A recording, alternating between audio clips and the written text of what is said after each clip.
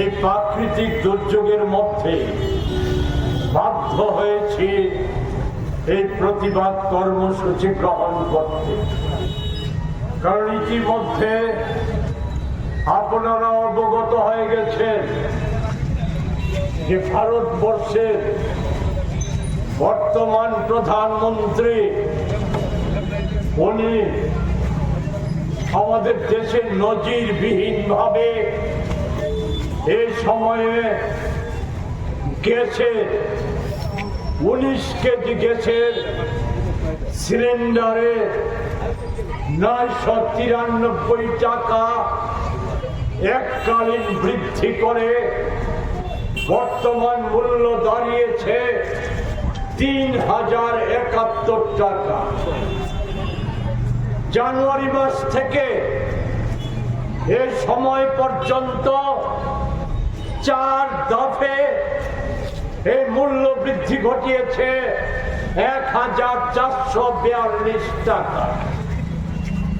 যদিও দেশবাসীর কাছে সামনে এনেছে যে যুদ্ধজনিত পরিস্থিতি কারণে এই মূল্য বৃদ্ধি, আমি বিশদে বিস্তারিত 12 বছরে এই সরকারের কুকাণ্ড সমূহ এবং জনস্বার্থ বিরোধী কাজ, প্রতারণা, জালিয়াতি এসব নিয়ে বিস্তারিত উল্লেখ করতে যাচ্ছি না।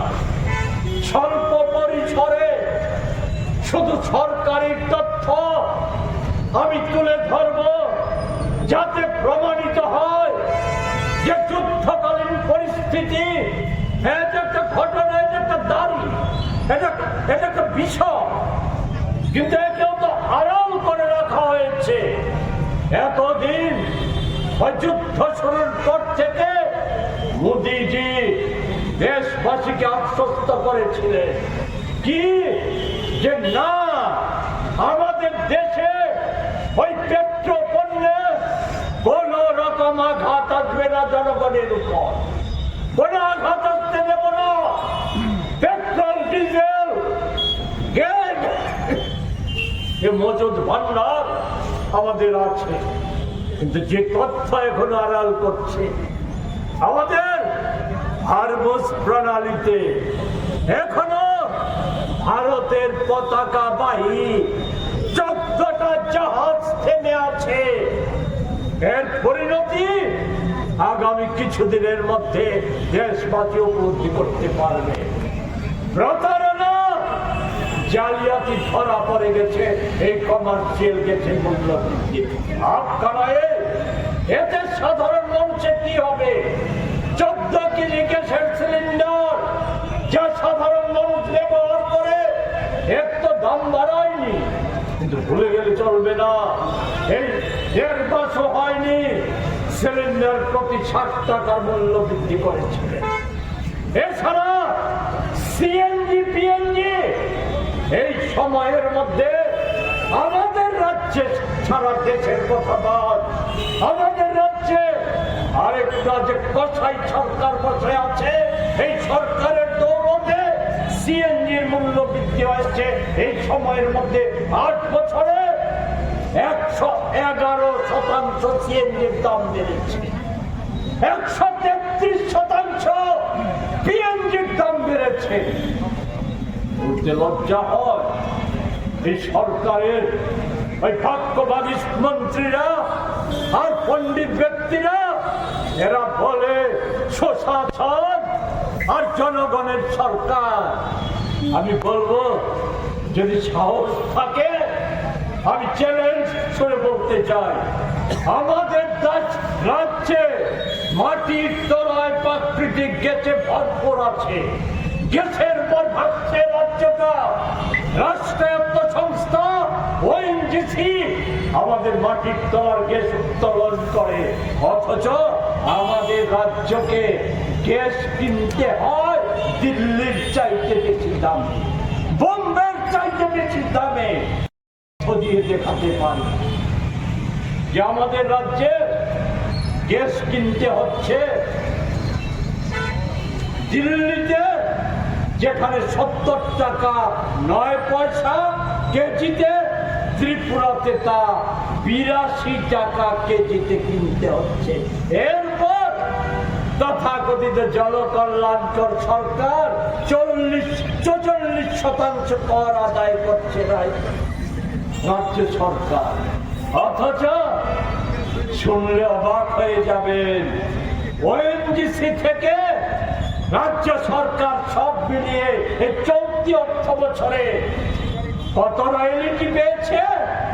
রয়্যালিটি পেয়েছে রাজ্য সরকার 24-25 অর্থ বছরে সব মিলিয়ে রয়্যালিটি পেয়েছে 116,32,682 টাকা।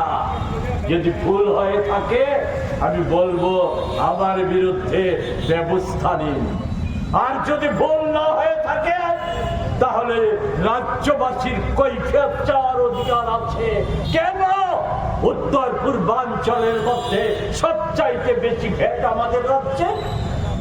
কেন যেখানে আমাদের পথকর রোড সেল ছিল ওই 18 সালের আগে 3%, এটা আজ কেন ওই 25.5% হয়েছে? ওই সিএনজি পিএনজির সাথে তা যুক্ত করা হচ্ছে। এর খেসারত কারা দিচ্ছে? এই রাজ্যের গরিব আপামর জনসাধারণ দিচ্ছে। এই ধরনের সুশাসন আমি আজকের কথা বলবো।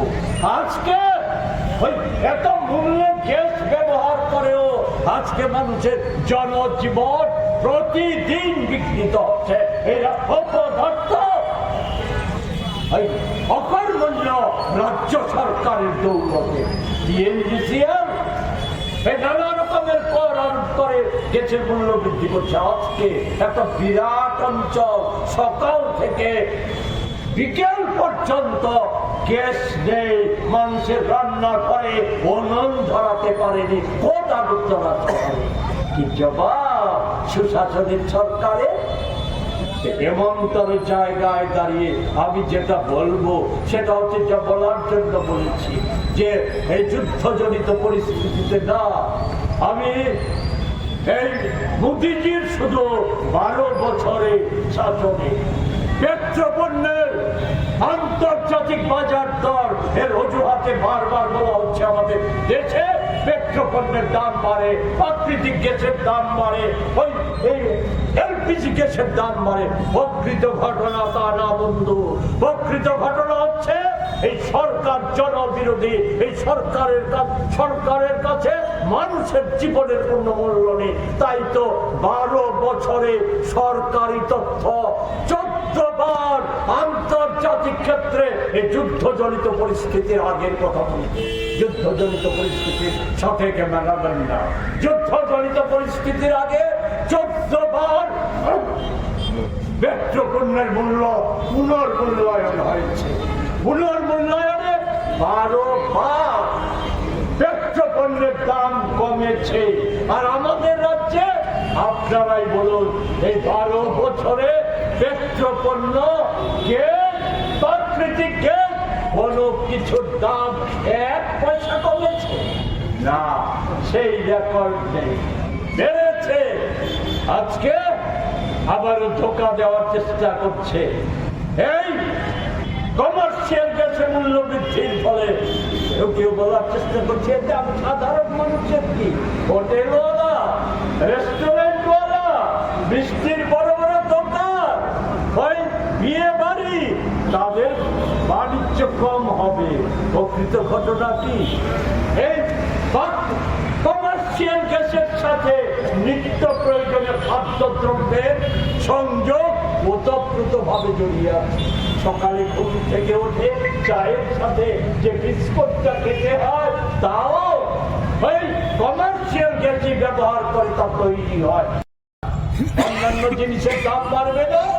হোটেল, রেস্তোরাঁ, ওই সমস্ত যে হাজার হাজার লক্ষ লক্ষ ছেলে মেয়ে আজ কর্মসংস্থানের সুযোগ পাচ্ছে, তাদের কাজ তারা ছাঁটাই হবে না, তাদের কাজ কমে যাবে না, মানুষের মধ্যে বাড়বে না। আর প্রতিটা হিন্দু মুসলিম খ্রিস্টান হিন্দু খ্রিস্টান জৈন সব ধর্মের মানুষেরই তো সামাজিক অনুষ্ঠান আছে। সামাজিক অনুষ্ঠানগুলি পারবে না কেন?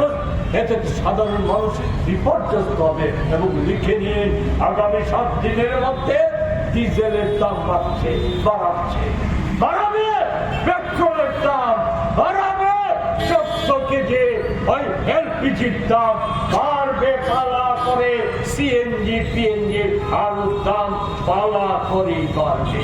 কারণ এদের মোদিজি বলুন আর রাজ্য সরকারই বলুন, তাদের মূল লক্ষ্য হচ্ছে দেশের সাধারণ আপামর জনসাধারণ নয়, তাদের মূল লক্ষ্য হচ্ছে কর্পোরেটদের সেবা করা। আর এই যুদ্ধজনিত পরিস্থিতির দোহাই দেওয়া হচ্ছে। কথা বাড়াবো না, শুধু স্মরণ করিয়ে দিতে চাই, এর জন্য মোদিজি কম দায়ী নয়। আরো বড় পরিস্থিতি হয়েছিল, ইরানে অবরোধ হয়ে। इस अक्षय तृतीया स्वर्ण कमल लाया है स्वर्ण अक्षया ऑफर 14 अप्रैल से 2 मई तक। पाइए डायमंड ज्वेलरी पर 100% मेकिंग चार्ज ऑफ और गोल्ड ज्वेलरी पर 30% मेकिंग चार्ज ऑफ। हर खरीदारी पर अश्योर्ड गिफ्ट, साथ ही जीतिए 2 गोल्ड नेकलेसेस, 11 गोल्ड कॉइन्स या 5 डायमंड रिंग्स लकी ड्रॉ में और अपना पुराना सोना बदलिए पूरी कीमत पर। आज ही विजिट करें स्वर्ण कमल ज्वेलरी, अगरतला, उदयपुर और धर्मनगर। TNC apply.